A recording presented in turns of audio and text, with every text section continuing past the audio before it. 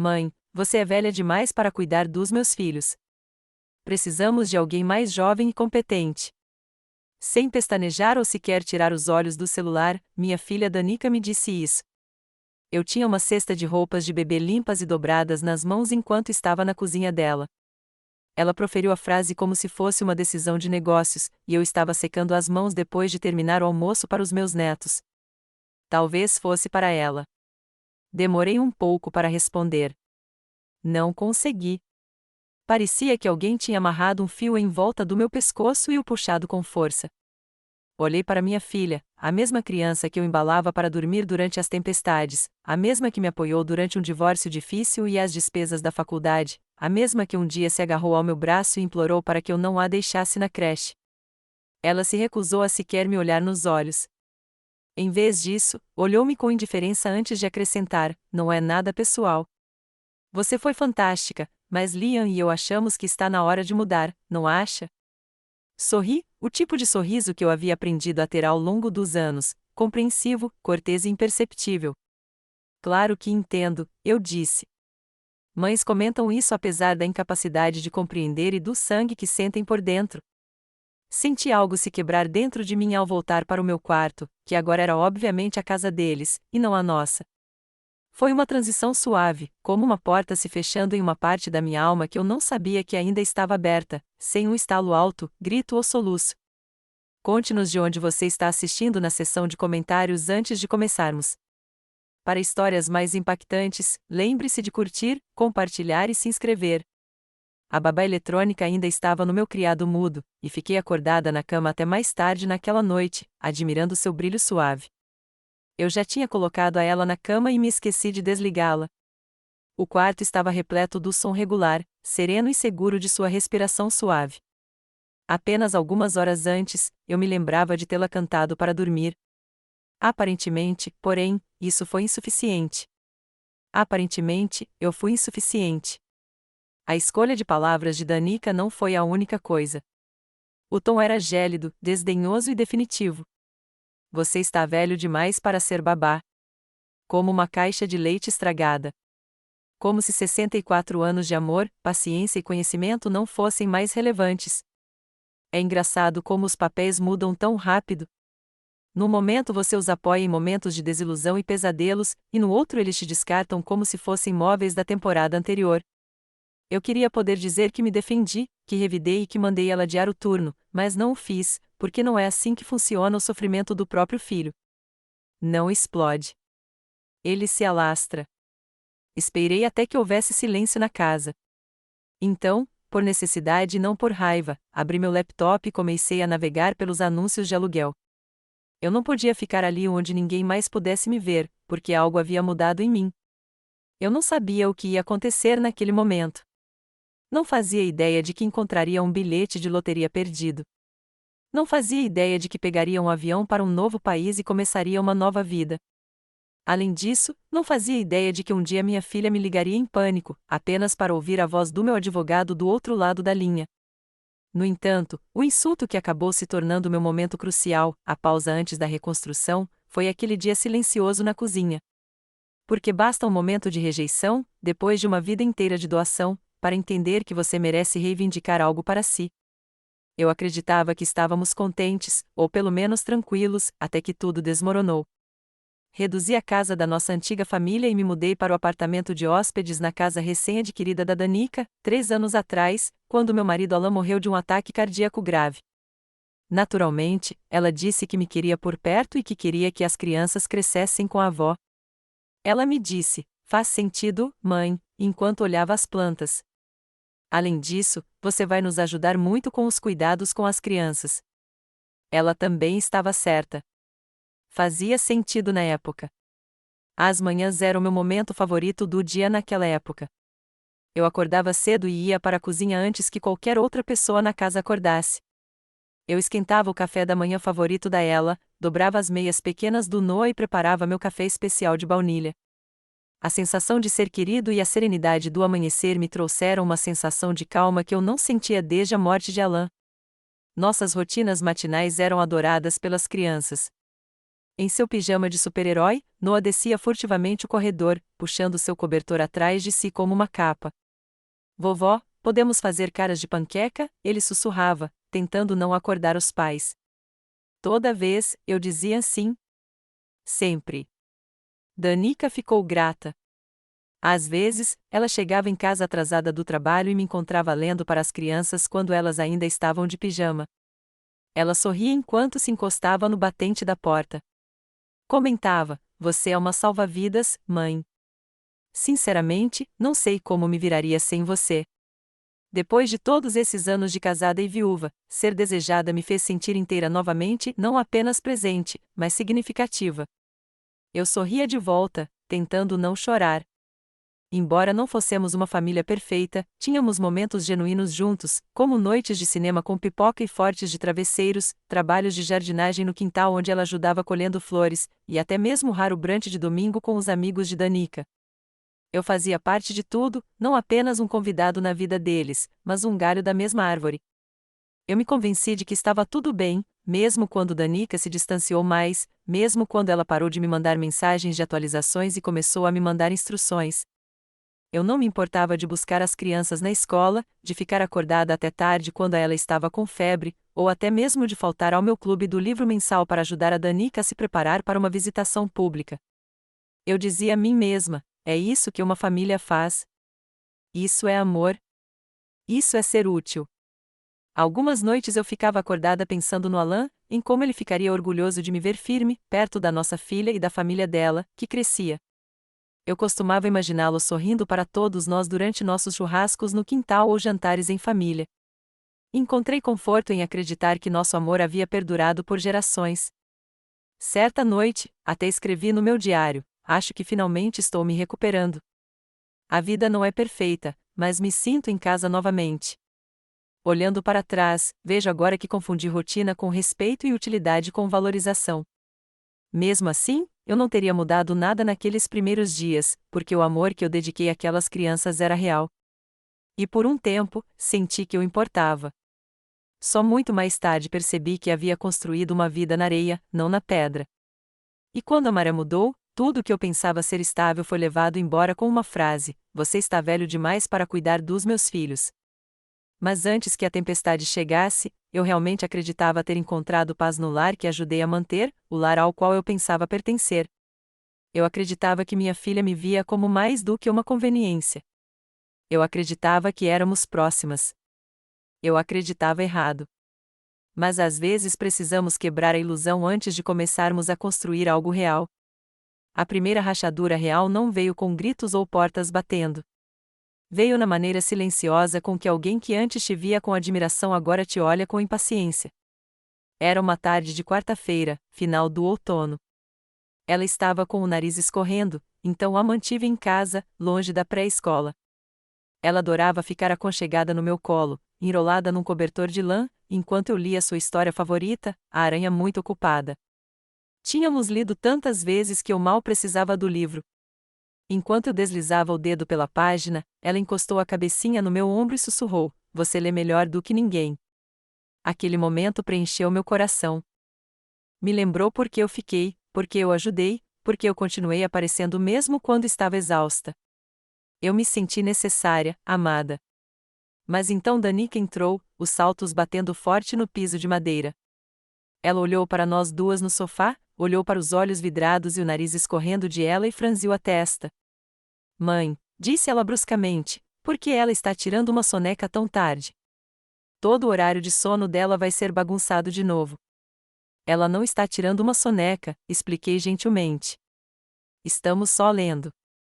"Ela está indisposta", então pensei em uma tarde calma. "Não é isso", interrompeu-me Danica. "Você continua esquecendo como estamos tentando regular a rotina de cochilos dela.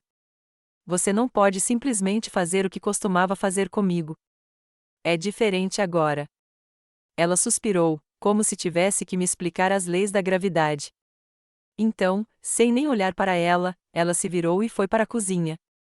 Fiquei ali sentado, atordoado, não porque ela me corrigiu, eu aguentaria, mas pela maneira como ela disse, inexpressiva, fria, desinteressada, como se eu fosse um hóspede bem-intencionado, mas cada vez mais problemático. Aconcheguei ela delicadamente e fui para o meu quarto. Naquela noite, eu a ouvi conversando com o Liam. Eles estavam na cozinha, eu estava dobrando roupa no corredor. Ela não sabia que eu estava ouvindo. Ela tem boas intenções, disse Danica, mas, sinceramente, ela está meio que descuidada. Ela esquece as coisas. Ela deixou ela tirar uma soneca às 16 horas hoje. De novo. Acho que ela está ficando velha demais para realmente ajudar como antes. Liam murmurou baixinho, sem discordar. Só não quero magoá-la, continuou ela, mas, em algum momento, talvez precisemos de alguém mais capaz. Capaz. Essa palavra ficou comigo a noite toda. Não amorosa, não prestativa, não presente, apenas capaz. Como se eu fosse uma máquina quebrando lentamente. Não disse nada, nem no dia seguinte, nem no outro. Mas algo em mim mudou, uma semente plantada, pequena, silenciosa, mas teimosa. Uma pergunta que não me havia passado pela cabeça antes: sou um fardo para ela? A partir daquele momento, comecei a notar pequenas coisas que antes não notava. Danica parou de me agradecer quando eu preparava o jantar ou ia às compras. Ela parou de pedir minha opinião e começou a dar ordens. E de vez em quando, ela fazia um comentário, sutil, casual, que magoava mais do que ela percebia, como na vez em que ela revirou os olhos quando eu não entendi como usar o aplicativo do monitor do bebê ou quando ela disparou: Mãe, por favor, pare de contar histórias para as crianças sobre como você fazia as coisas. É confuso. Atribuí isso ao estresse. Ela trabalhava em tempo integral e criava 2 filhos. Talvez eu estivesse sendo sensível demais. Mas, pensando bem, eu também tinha criado um filho sozinha, com menos dinheiro e menos comodidades, e nunca falei com minha mãe daquele jeito. Naquela tarde com ela, a maneira como Danica me corrigiu como se eu fosse a empregada em vez da mãe dela, esse foi o primeiro sinal de alerta. Não um grito, nem uma briga, apenas um olhar, um tom de voz e uma palavra: capaz. Foi o momento em que parei de me sentir parte da família e comecei a me sentir como um móvel. Depois daquele primeiro sinal de alerta, comecei a perceber as maneiras sutis com que eu estava sendo apagado, não com crueldade ou confronto, mas pela ausência de gentileza, de inclusão, de reconhecimento. Tudo começou com o calendário. Eu costumava ser quem acompanhava os treinos de futebol do Noah e os dias de arte da Ela na pré-escola. Danica e eu sincronizávamos nossas agendas, ela me encaminhava seus compromissos, e eu me certificava de que as crianças estivessem prontas, vestidas, alimentadas e amadas. Certa manhã, passei pelo quadro de avisos da cozinha e notei que um tablet digital elegante havia substituído o antigo de cortiça. Ele estava codificado por cores, trancado e pendurado fora do alcance. Perguntei: você se importaria de me mostrar como usá-lo para que eu possa acompanhar? Danica não tirou os olhos do laptop. Está tudo bem, mãe. Agora resolvemos. Agora resolvemos. Eu disse a mim mesma que não era para machucar, que talvez ela só estivesse tentando agilizar as coisas, mas a mensagem era clara: você não é mais necessária. Aí chegou a babá. Ela era jovem, alegre e, para ser justa, boa com as crianças. Mas não fui avisada. Simplesmente entrei na sala certa manhã e lá estava ela, brincando com a ela no tapete. Danica desceu e disse: ah, esqueci de te contar. Esta é a Rissa. Ela só está aqui para ajudar um pouquinho. Ajudar com o quê? Perguntei, forçando um sorriso. Só pegar e deixar, talvez algumas tardes. Achamos que isso poderia te dar um descanso. Uma pausa. Eu não tinha pedido uma. Eu não queria uma pausa. Eu queria ser incluída. Mesmo assim, engoli meu orgulho e me ofereci para ensinar a Rissa a rotina de dormir da ela. Danica me interrompeu. Ela é profissional, mãe. Deixe ela descobrir. Aquela doeu mais do que eu deixei transparecer. De repente, meus dias ficaram estranhamente tranquilos, sem mais buscas na escola, sem mais lanches para preparar. Eu ainda morava sob o teto deles, mas não fazia mais parte do ritmo diário da casa. Eu era um hóspede em uma vida que eu costumava ajudar a moldar. Então, num sábado, Danica organizou um churrasco no quintal. Suas amigas chegaram com vestidos de linho e sorrisos polidos, bebendo vinho enquanto seus filhos corriam soltos. Eu estava na cozinha preparando lanches extras, algo que eu sempre fazia, quando Danica apareceu. Você não precisa fazer isso, disse ela, despreocupadamente. A Rissa está cuidando da comida. Eu não me importo, respondi. Eu sei como Noah pode ser exigente. Ela consegue, repetiu, mais ríspida dessa vez. Então, sentei-me sozinha no pátio, enquanto a babá que eu nunca pedia servia comida para pessoas que eu não reconhecia, numa casa onde eu não me sentia mais bem-vinda. Até as crianças pareciam confusas. Por que você não vai me levar ao parque hoje, vovó? Perguntou Noah certa manhã. Eu não tinha uma boa resposta. Só uma mudança de planos, querida. Certa noite, arrumei a mesa para 4 pessoas, como sempre fazia. Danica olhou para mim e disse: "Ah, vamos jantar fora." A Rissa também vem. Você não precisa esperar acordada. Fiquei ali parada, segurando um prato, me perguntando como eu tinha me tornado invisível em uma casa onde antes eu mantinha tudo organizado. Não foi uma grande traição. Foi uma morte por 1000 pequenos cortes, lenta, educada e sufocante. Chega de agradecimentos, chega de papo furado, chega de inclusão. Eu ainda me fazia útil onde podia, organizando a despensa, lavando roupa, reabastecendo os dispensadores de sabão, mas meu papel havia mudado de avó para a sombra da casa. Até Liam, antes simpático e falante, começou a evitar contato visual. E Danica?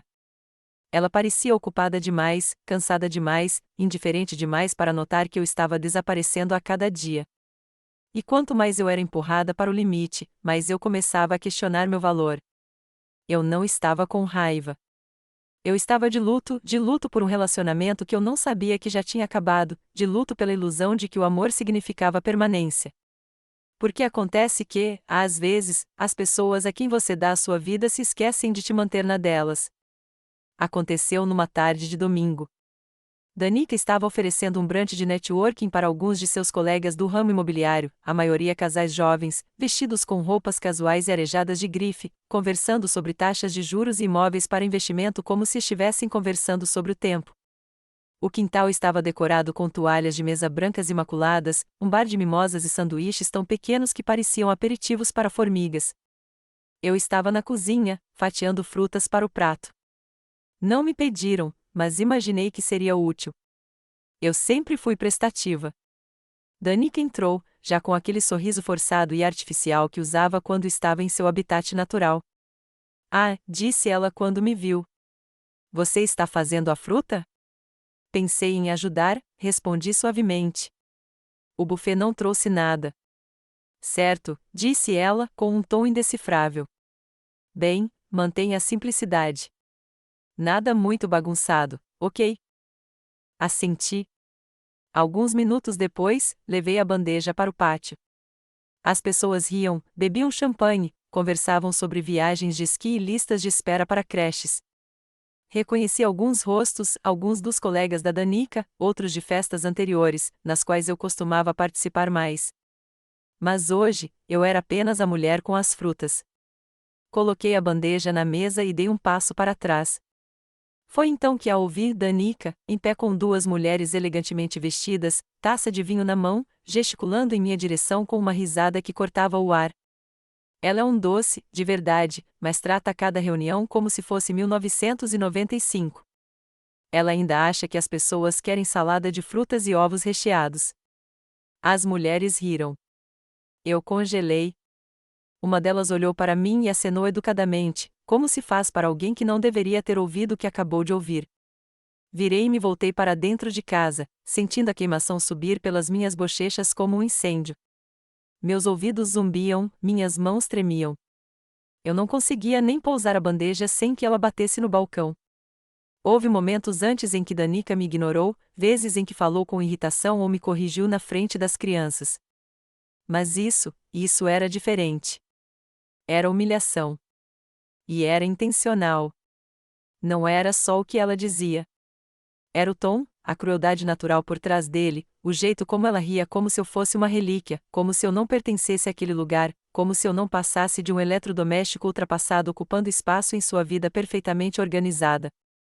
Sentei-me na beira da cama na suíte de hóspedes, meu quarto, e fiquei olhando para a foto emoldurada no criado mudo. Era uma que Danica me dera anos atrás, uma versão mais jovem de si mesma, segurando o recém-nascido Noah no quarto do hospital. Eu estava de pé ao lado dela, sorrindo com orgulho, exaustão e admiração. Naquela época, ela me queria ao seu lado. Naquela época, eu fazia parte de algo. Peguei a foto, estudei-a e, pela primeira vez em muito tempo, não consegui reconhecer a mulher ao lado de Danica, a versão de mim que pensava que amor sempre significaria respeito. Bateram na porta, mas eu não atendi. Não podia, porque se atendesse, tinha medo de chorar. E eu não queria que Danica me visse chorar. Não mais. Naquela noite, depois que os convidados foram embora e o pátio foi varrido, ela enfiou a cabeça no meu quarto. Desculpe se eu disse algo antes que soou errado, disse ela. Ela não se desculpou pelo que disse, só para garantir que não soasse errado. Eu sei que você tem boas intenções, acrescentou, dando de ombros, mas às vezes menos é mais. Concordei. Claro. E foi nesse momento que algo mudou em mim, uma compreensão, lenta e constante. Eu havia me tornado um pano de fundo para a vida da minha filha, um cenário, um acessório, algo que poderia ser útil ou escondido dependendo da ocasião. Aquela risada, aquela risadinha zombeteira na frente das amigas, ficou comigo, não porque foi a coisa mais alta que ela já me disse, mas porque foi a mais clara. 3 dias depois do brunch, Danica entrou no meu quarto com um tom alegre demais para as palavras que ela estava prestes a dizer. Ei, mãe, podemos conversar um pouquinho? Eu estava dobrando roupa suja, combinando as meias do Noah, como sempre fazia. Olhei para cima e sorri, embora algo em mim imediatamente se preparasse. Ela sentou-se na beira da cama, cruzou as pernas e suspirou como se aquela fosse apenas mais uma conversa. Mas eu já era mãe há tempo suficiente para reconhecer o olhar dela. Ela estava tentando amenizar o golpe antes de desferi-lo. Então, ela começou, Liam e eu temos conversado e realmente apreciamos tudo o que você fez. De verdade. Lá estava. Agradecer. Aquela palavra começou a soar como um aviso, uma estratégia de saída educada disfarçada de gratidão. Ela continuou, só achamos que talvez seja a hora de você pensar em ter seu próprio espaço novamente, um lugar que seja realmente seu. Sabe, independente, privativo. Meus dedos apertaram a roupa suja. Adoramos ter você aqui, acrescentou ela rapidamente. E as crianças adoram você, mas elas estão crescendo, e precisamos recuperar o espaço, principalmente com o Liam trabalhando mais em casa. Olhei para ela. Ela ainda não tinha feito contato visual.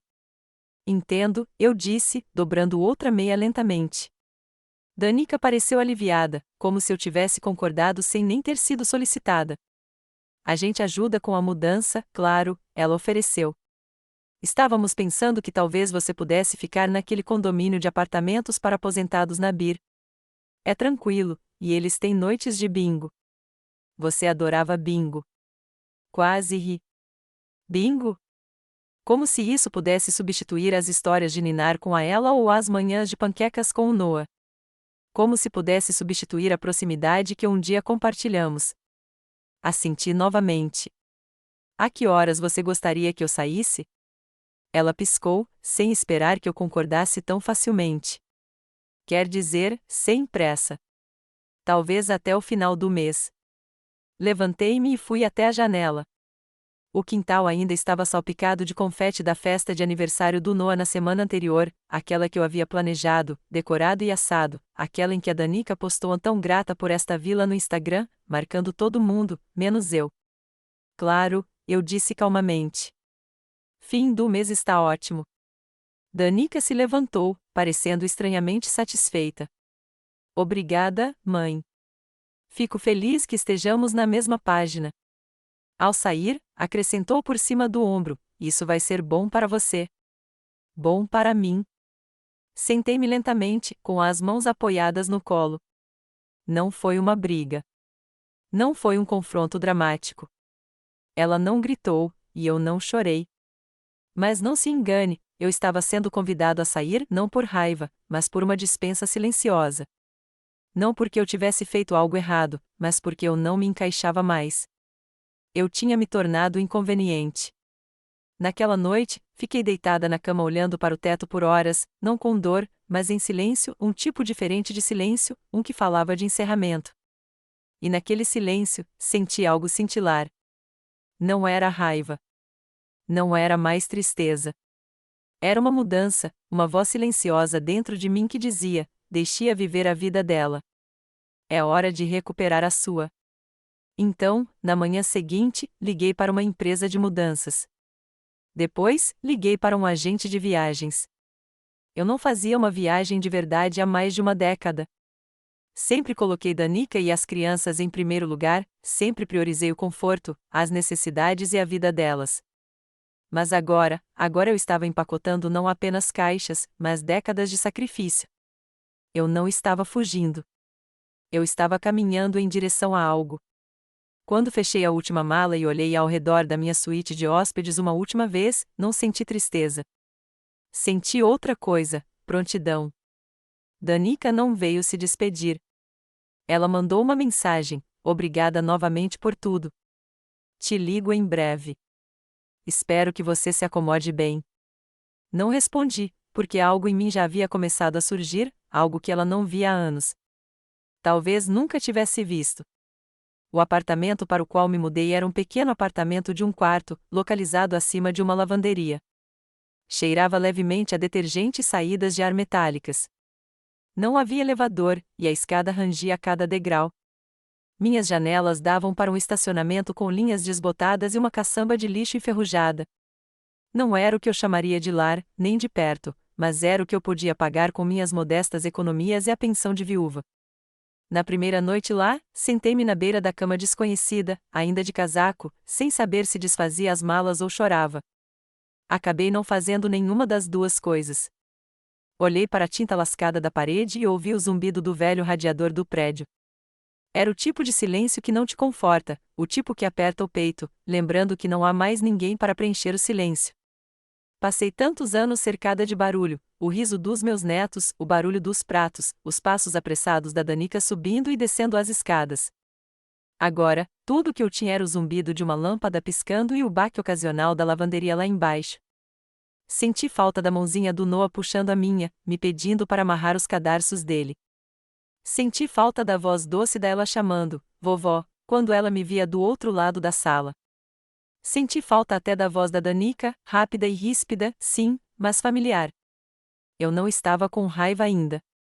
Eu estava apenas perdida. Tentei manter uma rotina. É o que os livros dizem, mantenha a estrutura. Então, acordei às 6, fiz café e dei umas caminhadas curtas. Passeei pelos corredores do supermercado lentamente, lendo cada rótulo só para preencher o tempo. Colhi maçãs das quais não precisava e observei casais fazendo compras juntos, rindo dos planos para o jantar ou comparando molhos para macarrão. Ninguém me notou. Certa vez, uma caixa me chamou de a senhora sem olhar para cima. Em outra ocasião, um homem estendeu a mão para pegar uma lata de sopa e nem pediu licença. Era como se eu tivesse me tornado translúcida, ainda ali, mas quase invisível. Fui para casa e abri a caixa com a inscrição a fotos.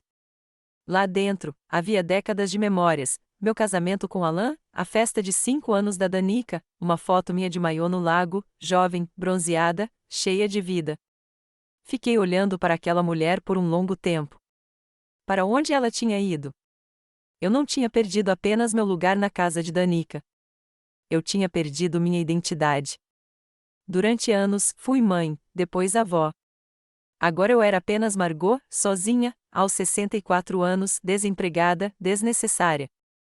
Liguei para Danica uma vez, só uma vez, cerca de uma semana depois da mudança.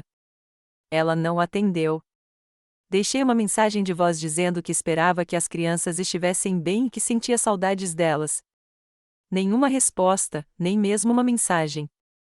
Chorei naquela noite, não um choro suave, mas um soluço profundo e gutural que me deixou sem fôlego, o tipo de choro que parece luto, porque eu não estava apenas com saudades dos meus netos. Eu estava de luto pela perda de uma filha que não me queria mais por perto. Esse foi o meu fundo do poço, sentar sozinha em um apartamento escuro, com o jantar intocado, mensagens de voz sem resposta, imaginando como passei de histórias de ninar e recitais de balé para isso, o fantasma de uma mulher que um dia manteve todos juntos. Comecei a questionar tudo. Será que eu tinha falhado como mãe? Será que eu era muito autoritária, muito presente, pouco presente? Mas a verdade é que eu tinha simplesmente sido superada, ou pior, descartada. E naquele momento desolado, naquele momento desesperador e avassalador de isolamento total, algo inesperado aconteceu. Olhei ao redor e percebi que ninguém viria me salvar, nem Danica, nem as crianças, nem Alan, cuja ausência eu ainda sentia como um membro fantasma. Agora era só eu. E nessa percepção, por mais amarga e brutal que fosse, surgiu um ínfimo lampejo de força. Porque se ninguém ia lutar por mim, talvez fosse hora de eu começar a lutar por mim mesma. Era uma tarde de quinta-feira quando aconteceu, o tipo de dia que começa sem nenhuma promessa específica.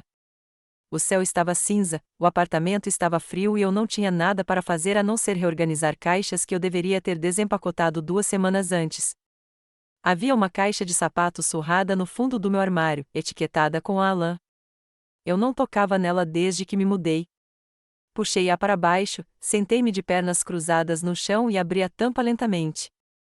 Lá dentro havia velhos cartões de felicitações, flores secas do nosso jantar de 30 anos e algumas polaroides desbotadas da nossa viagem para Montana, as últimas férias que tiramos juntos antes de seu coração parar. Abaixo daquelas fotos, havia algo que eu não me lembrava de ter guardado, um envelope, lacrado com fita adesiva, coberto de recibos e papéis antigos. Um canto estava marcado com minha letra: não jogue fora. Verifique mais tarde. Abriu. De lá caiu um bilhete de loteria amassado. A princípio, quase ri. Alan costumava comprá-los no primeiro dia de cada mês, como um relógio. Era um ritual, não uma esperança, uma brincadeira inofensiva entre nós. Imagine só, ele dizia, agitando o bilhete como se fosse um bilhete dourado do Willy Wonka. Nós ganhamos muito, e eu compro uma casa na Toscana para você. Eu ria e dizia, eu me contentaria com uma máquina de lavar louça que não vazasse. Depois do funeral, lembro-me de encontrar aquele ingresso no porta-luvas. Devo tê-lo guardado neste envelope, com a intenção de conferir, e depois esqueci. Mas agora eu estava desesperado por algo para fazer, algo para sentir, até mesmo algo para sonhar, mesmo que fosse por um minuto. Peguei meu celular e pesquisei os números no Google, Powerball, 4 de fevereiro. Os números apareceram na tela, frios e silenciosos: 26, 37, 41, 55, 63, Powerball 18.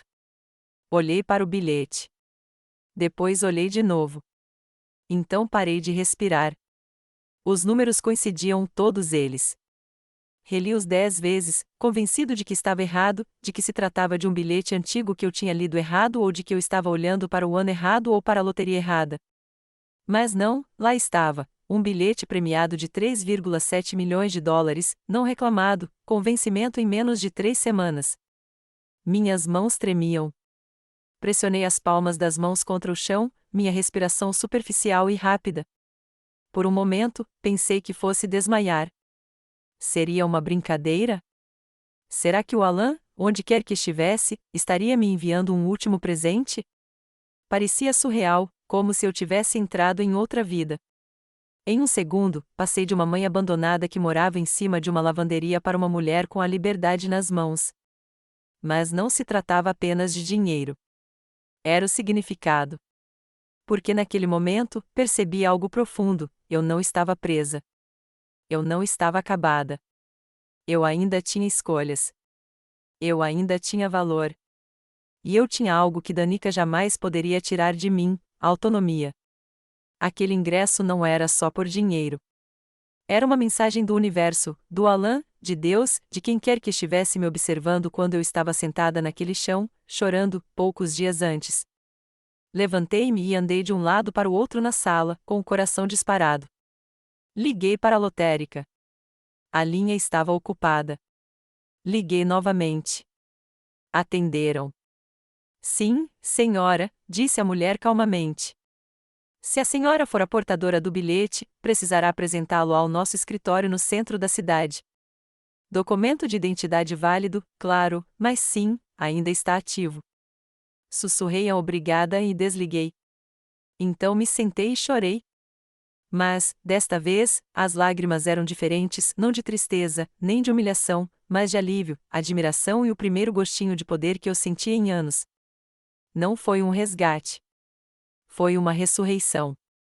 Porque justamente quando eu já estava sendo empurrada para fora, encaixotada e esquecida, a vida sussurrou de volta: "Você ainda não terminou, Margot." Na manhã seguinte à confirmação da passagem, acordei antes do nascer do sol, não porque precisava, mas porque queria. Pela primeira vez em semanas, talvez meses, dormi sem sonhos com quartos vazios ou escadas frias. Preparei um café da manhã de verdade, ovos mexidos, torradas e café fresco em vez do café instantâneo que eu tinha tomado desde que me mudei. Sentei-me perto da janela, enrolada no velho hobby de flanela de Alain, e observei a cidade acordar. Por muito tempo, acreditei que estava acabado, que meus melhores anos haviam passado quando Alain morreu, quando Danica deixou de precisar de mim, quando fui discretamente levado para fora da vida que ajudei a construir. Mas, à medida que a luz entrava por aquela janela rachada, algo se instalou no fundo do meu peito, um fogo silencioso, pequeno, constante, desafiador. Eu não estava apenas segurando um bilhete de loteria. Eu estava segurando uma segunda chance. E pela primeira vez em muito tempo, me permiti fazer a pergunta que eu havia enterrado sob fraldas, jantares e décadas de sacrifício: o que eu quero? A resposta não foi imediata. Não foi chamativa nem dramática. Não envolveu vingança ou confronto. Foi algo muito mais simples: paz, liberdade, uma vida que finalmente era minha. Naquele dia, abri um caderno e comecei a fazer uma lista, não uma lista de compras, não uma lista de tarefas ou coisas que a Danica precisava que eu pegasse, uma lista da Margot. No topo, escrevi: lugares com os quais Alain e eu sonhamos: Florença, Viena, as terras altas da Escócia, Amsterdã durante a temporada das tulipas. Em seguida, escrevi: coisas que nunca fiz, mas sempre quis: aprender a pintar, tomar um expresso em um café com vista para uma catedral, ler todos os livros para os quais nunca tive tempo, ver o oceano do outro lado do mundo, comprar um casaco que me faça sentir elegante. Então, no final, quase como uma reflexão tardia, escrevi: pare de pedir permissão. Esse foi o verdadeiro despertar, não a viagem, nem o dinheiro, mas a mudança na forma como eu me via. Passei a vida inteira sendo o que todos precisavam: uma filha, uma esposa, uma mãe, uma avó, uma ajudante. Eu me moldei para me encaixar nos espaços que os outros me deram. Mas agora, eu queria moldar uma vida ao meu redor. Vesti-me, não com meus suéteres cinza e chinelos de sempre, mas com a blusa lilás suave que Alain um dia adorou em mim. Passei batom, só um pouquinho. Olhei no espelho e vi alguém que não via há anos: Margot, não a mamãe, não a vovó, não o fardo, só eu. Peguei o ônibus para o centro da cidade, em direção à casa lotérica. Guardei o bilhete em um envelope plástico dentro da minha bolsa, conferindo-o a cada 5 minutos, como uma aluna nervosa carregando sua carta de admissão na faculdade. Quando cheguei lá, o segurança parecia entediado. A recepcionista mal olhou para cima. Mas quando entreguei o ticket, tudo mudou. As pessoas se levantaram. Alguém me trouxe água. Fui conduzido a uma sala privativa, onde me pediram para assinar documentos, mostrar identidade e responder a uma enxurrada de perguntas jurídicas. Disseram-me que eu poderia reivindicar o valor integral em parcelas anuais ou de uma só vez. Escolhi a única parcela, discretamente, sem pensar duas vezes. Quando os papéis foram assinados e os fundos confirmados, voltei para o ar frio da primavera. O mundo parecia exatamente o mesmo: carros buzinavam, pombos desfilavam, um homem gritava na faixa de pedestres. Mas algo dentro de mim havia mudado completamente. Eu não tinha mais medo. Não precisava implorar por espaço nem provar meu valor para ninguém, muito menos para minha própria filha. Danica me expulsou de casa, pensando que estava me mandando embora para me aposentar. Mas o que ela não sabia, o que eu não sabia, era que ela havia me empurrado direto para minha própria vida. E, desta vez, eu não ia me desculpar por vivê-la. Depois que o dinheiro foi liberado, não contei a ninguém, nem a Danica, nem a minha irmã no Oregon, nem mesmo a minha vizinha Joyce, que gostava de fofocar enquanto lavava roupa. Não era algo que eu queria anunciar. Era algo que eu queria construir discretamente, intencionalmente, pela primeira vez, só para mim. Abri uma nova conta bancária em uma agência diferente.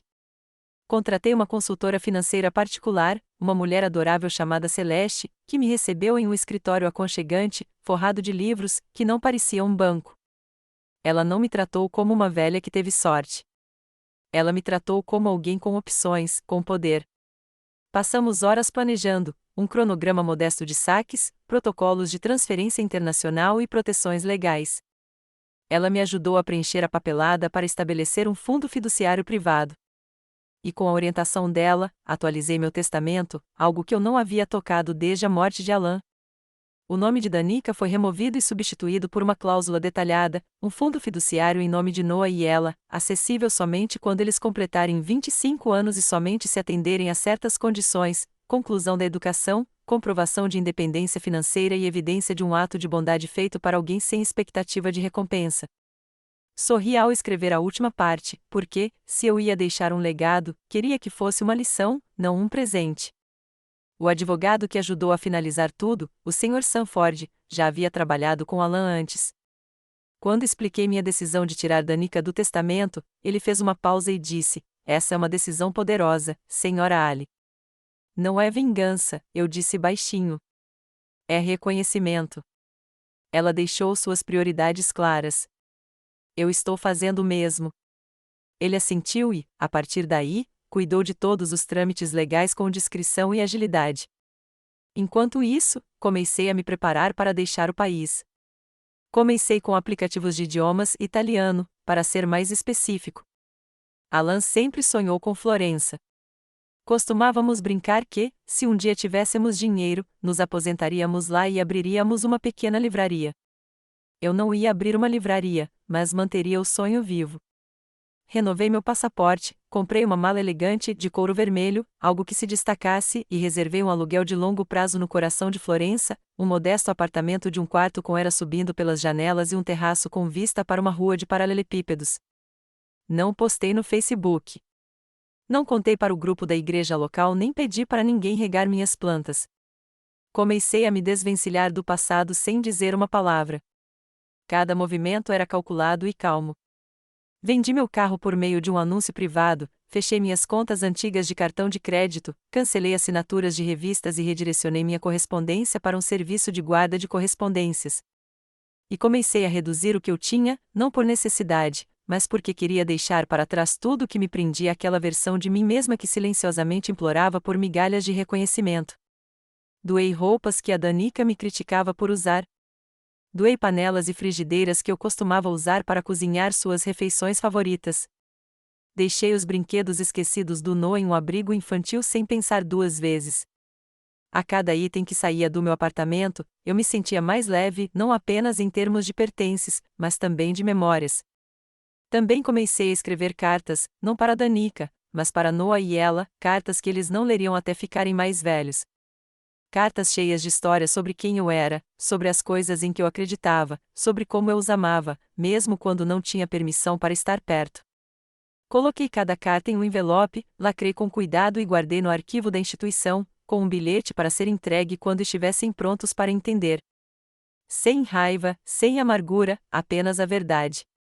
Eu não sentia mais necessidade de me explicar para Danica. Eu não estava buscando aprovação. Eu não estava esperando para ser vista.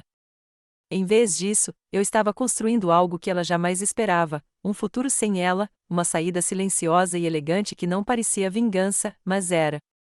O silêncio não era passivo. Era deliberado. E naquele silêncio, nunca me senti tão poderosa, porque não bati a porta ao sair. Simplesmente desapareci. Tudo começou com uma mensagem de texto, apenas 3 palavras: "Você está bem?" O número da Danica apareceu na tela do meu celular enquanto eu tomava um expresso no terraço do meu pequeno apartamento em Florença. O sol começava a se pôr atrás dos telhados de terracota. Abaixo de mim, moradores locais vagavam pelas ruas de paralelepípedos, crianças rindo enquanto pombos se espalhavam perto das fontes. Fazia quase um mês desde que eu saí do país. Eu não tinha contado a Danica para onde estava indo. Ela não tinha perguntado. Não respondi. Deixei a mensagem sem ler, um eco digital das centenas de vezes que fiquei no corredor dela esperando para ser reconhecida. Na manhã seguinte, uma chamada perdida. Depois outra. Uma mensagem de voz: Oi, só para saber como você está. As crianças sentem sua falta. Talvez a gente possa fazer uma chamada de vídeo. Eu também não respondi. E foi aí que senti uma mudança, não no tom dela, mas no meu silêncio. Durante anos, eu me coloquei à disposição, sempre atendendo, sempre respondendo, sempre me certificando de que ela se sentisse bem. Mas agora era ela quem buscava a resposta na escuridão. E eu era quem não me sentia mais obrigado a dá-la. Eu não estava com raiva. Eu não queria puni-la. Eu simplesmente não precisava mais da aprovação dela. E isso, percebi, era poder. De volta a Florença, construí uma vida pequena, mas linda. Entrei para um estúdio de arte local, onde aprendi a pintar sob a orientação de uma senhora de 80 anos chamada Luísa, que só usava linho e sempre cheirava a casca de laranja. Fiz caminhadas matinais pela Galeria Uffizi, passei por mercados ao ar livre e comecei a ler novamente, romances, poemas e até livros de culinária em italiano. Meu celular ficava praticamente desligado, mas a cada poucos dias eu recebia novas notificações. As mensagens de Danica começaram a se multiplicar. As crianças perguntam por você todos os dias. Você pode me dizer onde está? Aconteceu alguma coisa? Você está bem? Engraçado, pensei. Ela nunca tinha me perguntado isso quando eu morava na casa dela. Ela nunca percebia quando eu estava sozinho, dispensado ou lentamente me apagando no silêncio. Mas agora que o silêncio era dela, ela o sentia. Certa tarde, recebi um telefonema do Sr. Sanford, meu advogado nos Estados Unidos. Ele parecia quase divertido. Sua filha tentou falar com você pelo nosso escritório, disse ele. Ela o quê? Perguntei, mordendo um biscoito. Ela deixou um recado dizendo que está preocupada.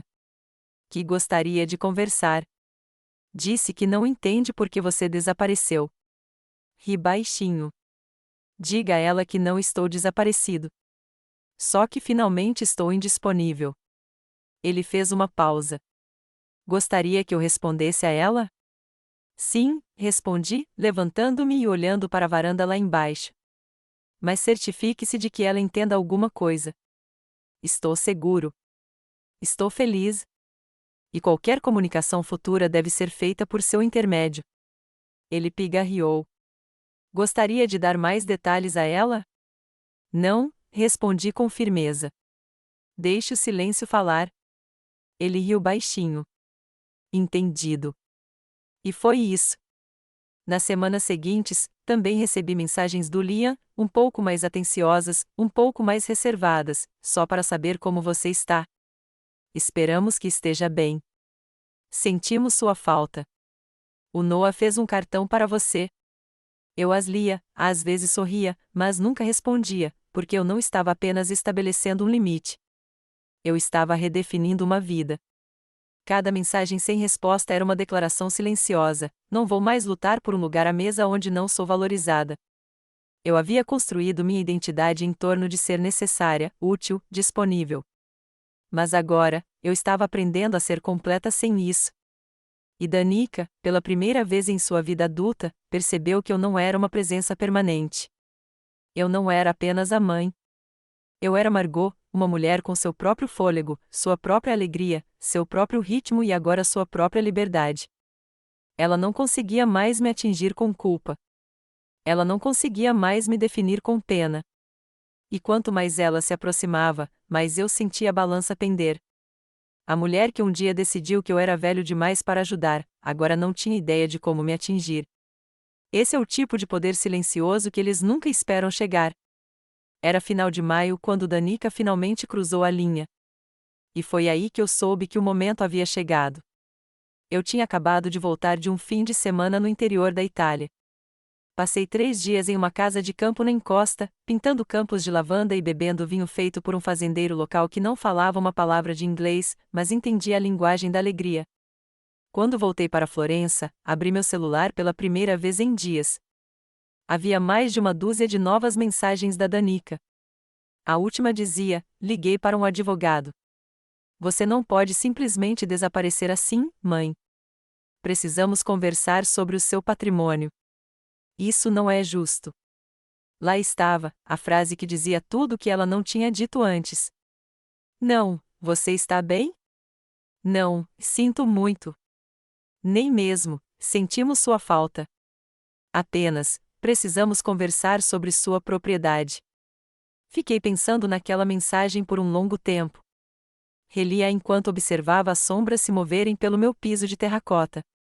Ela não perguntou o que eu queria nenhuma vez. Nenhuma vez se perguntou o que tinha feito para me afastar. Ela ainda acreditava que eu lhe devia algo. Naquela noite, liguei para o Sr. Sanford. Gostaria que o senhor marcasse uma reunião, eu disse. Com a Danica. Tem certeza? Perguntou ele gentilmente. Não precisa. Eu quero, respondi. Mas quero nos meus termos, tranquilo, claro, sem drama. Não estou tentando machucá-la. Estou tentando terminar algo. Marcamos uma reunião no escritório dele em Boston para a semana seguinte. Voltei sem avisar ninguém, sem festa de boas-vindas, sem jantar em família, só eu, uma mala de mão preta e uma chama silenciosa no peito. Cheguei cedo. A recepcionista me recebeu calorosamente. O Sr. Sanford já tinha preparado tudo. Danica chegou 10 minutos atrasada, afobada, agarrando sua bolsa de grife como se ela pudesse protegê-la de qualquer verdade que ela temesse que estivesse por vir. Mãe, disse ela sem fôlego, com a voz tensa. O que está acontecendo?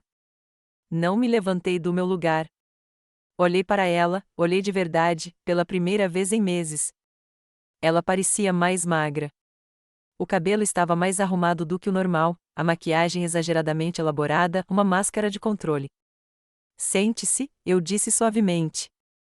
Ela sentou-se à minha frente, olhando nervosamente para o Sr. Sanford. Estou tentando falar com você, começou ela. Por que não atendeu minhas ligações? Tenho andado ocupada, respondi calmamente. Fazendo o quê? Sua voz agora tinha um tom cortante, o velho tom que costumava me fazer estremecer. Você não pode simplesmente desaparecer, mãe. Você não pode se afastar da gente. Inclinei a cabeça. Você não me pediu para ir? Ela piscou. O quê? Você me disse que eu precisava do meu próprio espaço. Disse que eu estava velha demais para ajudar. Contratou uma babá. Pediu para eu ir embora, então eu fui. Isso não é justo, ela retrucou. Você deixou o país. Você nos isolou. Você fez as crianças pensarem que algo aconteceu com você. E o que você disse a eles, Danica? Perguntei baixinho. Que eu os abandonei. Que eu fui embora sem motivo. Ela olhou para baixo, em silêncio. O Sr. Sanford pigarreou e abriu uma pasta. A Sra. Ali me pediu para fornecer um resumo atualizado de seus bens. Danica sentou-se mais ereta, estreitando os olhos. Sua mãe destinou a totalidade de seus bens a um fundo privado. Os beneficiários são Noah e ela, com cláusulas que garantem que os fundos só serão liberados sob condições muito específicas. Espera, disse Danica, com a voz embargada. Você está deixando tudo para as crianças e nada para você, terminei por ela. Não, nada para você. Ela piscou rapidamente. Por quê? Eu sou sua filha. Você era, eu disse gentilmente. Mas filhas não descartam suas mães como se fossem móveis. Elas não zombam delas, nem as minimizam, nem as exilam e esperam gratidão. O rosto de Danica endureceu, mas eu podia ver o tremor por baixo. Eu nunca quis dizer. Eu sei, eu disse, interrompendo-a, é isso que piora as coisas. Levantei-me, alisando a frente da minha blusa de linho. Não estou mais com raiva, acrescentei. Só finalmente vejo as coisas com clareza e escolhi a paz. O Sr. Sanford entregou-lhe uma cópia do fundo. Ela não tocou. Quando me virei para sair, ela sussurrou, então é isso. Parei na porta. É isso. Sem gritos, sem colapso, apenas clareza. E com isso, saí, não para puni-la, mas para me libertar. Danica não ligou por semanas depois daquela reunião. Nem uma única mensagem, nem mesmo uma resposta ao documento do espólio que o Sr. Sanford havia gentilmente colocado à sua frente. Pensei que talvez ela finalmente tivesse aceitado minha decisão. Mas, no fundo, eu conhecia minha filha. Ela não se rendeu. Ela calculou. Eu estava de volta a Florença quando a reviravolta final aconteceu. Eu estava desenhando no pátio de um convento transformado em escola de arte, desfrutando do ritmo tranquilo da minha nova vida, quando meu telefone vibrou. Um e-mail do Sr. Sanford. Assunto: urgente, tentativa de acesso à confiança. Abriu lentamente, meu coração já sabendo o que encontraria. Lá dentro, havia uma conta detalhada. Danica havia contatado o banco que supervisionava o fundo, alegando que eu havia feito as alterações sob coação emocional e solicitando uma revisão formal. Ela até sugeriu que eu poderia estar com problemas mentais, possivelmente em declínio cognitivo devido à idade, disse ela. Lá estava, o insulto final. Ela não conseguia me atingir emocionalmente. Ela não conseguia me culpar. Ela não conseguia me envergonhar. Então ela tentou apagar completamente a minha voz, reduzir-me a uma velha confusa que havia perdido o controle. Li a declaração 2 vezes e a encaminhei ao Sr. Sanford com uma única frase: vamos responder. A resposta foi rápida e devastadora, nada cruel, nada barulhenta, mas legalmente incontestável. O Sr. Sanford apresentou uma avaliação psicológica certificada que eu havia concluído proativamente semanas antes. Ela confirmou minha plena capacidade cognitiva, conduzida por um psiquiatra reconhecido pelo tribunal. Também enviamos um registro em papel de todas as decisões financeiras, assinadas, datadas e autenticadas em cartório. Aí veio o pior: as imagens de segurança. Celeste, minha consultora financeira, havia gravado nossas sessões para fins de conformidade. Em uma delas, eu estava explicando calmamente o motivo da exclusão de Danica do testamento. Quero proteger meu legado, eu disse. E quero investir em pessoas que entendam que o amor não é uma transação. Com as imagens, os registros médicos e os documentos legais em mãos, o banco respondeu com firmeza: o fundo permanece como está escrito. Qualquer tentativa de contestá-lo será tratada como fraude. Danica nunca respondeu àquela carta, mas o Sr. Sanford me encaminhou uma nota interna de seu advogado, inadvertidamente copiada em sua correspondência. O cliente está atordoado, esperava-se que intimidasse, não previu uma preparação tão completa. Recostei-me na cadeira e exalei lentamente. Pela primeira vez na vida, eu a havia superado não por vingança, não com vozes elevadas, mas estando 10 passos à frente, silenciosa, firme e estratégica. Essa foi a reviravolta. A mãe que ela presumia ser frágil havia se tornado intocável, e não por causa do dinheiro, mas porque eu finalmente havia tirado o controle dela sobre mim. Naquela noite, sentei-me no meu terraço com uma taça de vinho, os sinos de Santa Croce tocando ao longe, e deixei a justiça me envolver como um cobertor quentinho. Danica tinha apostado na versão de mim que conhecia, a mulher que dizia sim mesmo quando estava quebrando, a mulher que dobrava a roupa em silêncio depois de ser humilhada no brunch. Mas aquela versão de mim não existia mais. Ela havia subestimado algo poderoso: uma mulher quieta não fica quieta para sempre. A verdadeira justiça não estava no fundo fiduciário nem na resposta do advogado. Estava no espaço que eu havia reivindicado, na dignidade que eu havia reconstruído, na paz que ninguém agora podia comprar ou destruir. Eu não precisava mais do pedido de desculpas dela. Não precisava das lágrimas dela, da culpa dela ou da repentina percepção do meu valor, porque eu já o havia recuperado. A justiça não veio em um tribunal. Veio em um momento de clareza completa e inabalável: eu não precisava ser escolhida. Eu já havia me escolhido. Era uma terça-feira no início do outono quando a primeira carta chegou. Eu tinha acabado de voltar da Galeria Uffizi, onde passei a manhã estudando as delicadas letras da Primavera de Botticelli, traçando cada detalhe no meu caderno de esboços. O concierge me entregou um envelope creme com um sorriso perplexo. Da América, disse ele em um inglês com forte sotaque. Parece que veio com cuidado. Não havia endereço do remetente, apenas meu nome escrito com a letra inconfundivelmente irregular de uma criança. Levei-o para o meu apartamento, sentei-me à pequena mesa da cozinha e abri-o lentamente com uma faca de cozinha. Dentro havia um desenho, rabiscado a giz de cera, cheio de cores vibrantes e caóticas, uma casa vermelha com um sol amarelo no céu. 3 bonecos palito estavam em frente à casa, um alto, um médio e um com saia triangular e longos cabelos prateados. No topo, em letras maiúsculas azuis, sentimos sua falta, vovó. Assinado, Noah e ela. Minha garganta apertou enquanto eu traçava os pequenos corações que eles haviam desenhado acima de cada figura. Virei a página e encontrei um pequeno bilhete escrito com a letra cursiva elegante e reservada da Danica. Mãe, eu não contei a eles porque você foi embora. Eu só disse que você estava em uma grande aventura. Eles perguntam sobre você toda semana. Eu não tinha certeza se você queria notícias nossas, mas as crianças insistiram. Espero que isso chegue até você. Danica. Li 2 vezes, depois uma terceira. Não houve pedido de desculpas, nenhuma explicação, apenas uma esperança silenciosa.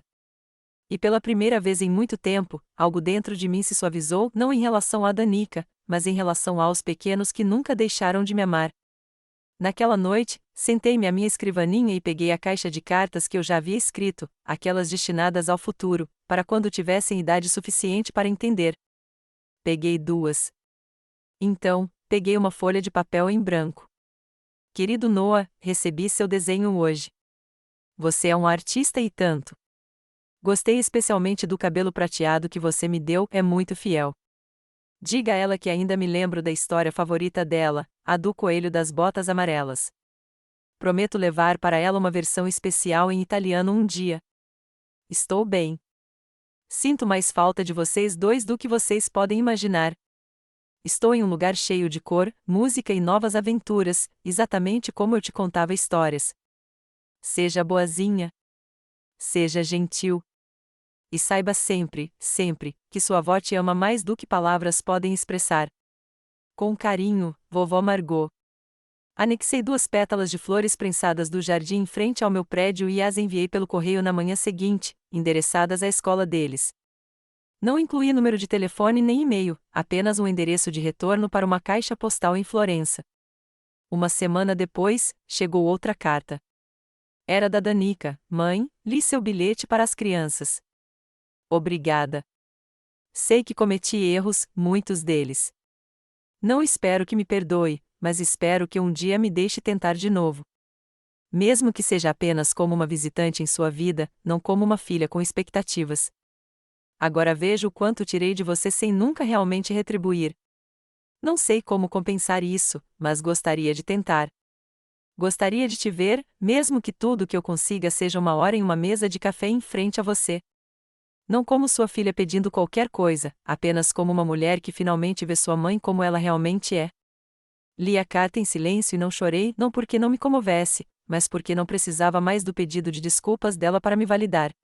Eu já havia me reconstruído de dentro para fora. A dor já havia se acalmado. Ainda assim, suas palavras, pela primeira vez, soaram honestas, nada estratégicas, nada manipuladoras, apenas humanas. Não me apressei em responder. Mas uma semana depois, escrevi um bilhete simples: Danica, você pode vir como minha convidada. Traga apenas gentileza. Deixe as expectativas para trás. Margot.